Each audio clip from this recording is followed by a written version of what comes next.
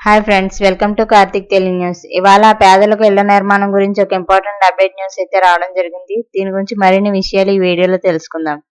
దయచేసి ఈ వీడియోని ఎక్కడ స్కిప్ చేయకుండా చివరి వరకు చూడండి ఫ్రెండ్స్. అలాగే మా ఛానల్ సబ్స్క్రైబ్ చేసుకుని మాకైతే ఒక సపోర్ట్ అయితే ఇవ్వండి. వివరాల్లోకి వెళ్ళినట్లయితే ఆంధ్రప్రదేశ్ ప్రభుత్వం పేదలకు తీపి కబురు చెప్పింది. గత ప్రభుత్వంలో అసంపూర్తిగా ఆగిపోయిన ఇళ్లను పూర్తి చేసేందుకు అదనంగా సాయాన్ని అందించేందుకు ఉత్తర్వులు జారీ చేశారు. ఇక గతంలో ఇళ్లు చేపట్టి వివిధ దశల్లో ఉన్న ఇళ్ల నిర్మాణాలకు అదనపు సాయం వర్తిస్తుందని ఉత్తర్వుల్లో ప్రస్తావించారు.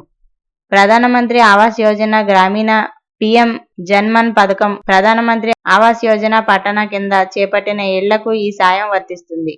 ఏపీ ప్రభుత్వం తీసుకున్న నిర్ణయంతో దాదాపు 6.16 లక్షల కుటుంబాలకు లబ్ధి కలగనుంది.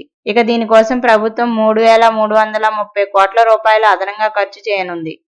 ఏపీ ప్రభుత్వం పీవీటీజీలకు ₹1,00,000, ఎస్టీలకు ₹75,000, బీసీలకు ₹50,000, ఎస్సీలకు ₹50,000 సాయం అందిస్తుంది. అలాగే ప్రభుత్వం స్వర్ణాంధ్ర విజన్ 2047లో భాగంగా 2029 నాటికి అందరికీ ఇళ్లు నిర్మించాలని నిర్ణయించింది. అలాగే డ్వాక్రా సభ్యులకు 0 వడ్డీపై ₹35,000 రుణ సౌకర్యం అందించాలని నిర్ణయించారు.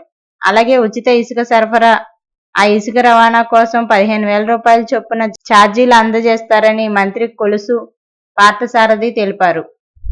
ఈ జూన్లోపు ముఖ్యమంత్రి చంద్రబాబు ఆదేశాల మేరకు 3 లక్షల ఇళ్లను పూర్తి చేయనున్నట్లు చెప్పారు. కూటమి ప్రభుత్వం అధికారంలోకి వచ్చిన 9 నెలల్లోనే 1.25 లక్షల గృహాలు పూర్తి చేస్తున్నట్లు ప్రకటించారు. మరో 7.35 లక్షల ఇళ్లు వివిధ దశల్లో ఉన్నాయని, మిగిలినవి వచ్చే మార్చి నాటికి పూర్తి చేస్తామన్నారు. ప్రభుత్వం అందిస్తున్న అదనపు ఆర్థిక సాయాన్ని వినియోగించుకోవాలని లబ్ధిదారులకు సూచించారు. మంత్రి వెంటనే నిర్మాణాలు పూర్తి చేసుకోవాలన్నారు. సో ఫ్రెండ్స్, ఇది update news. Thank you friends. Thanks for watching.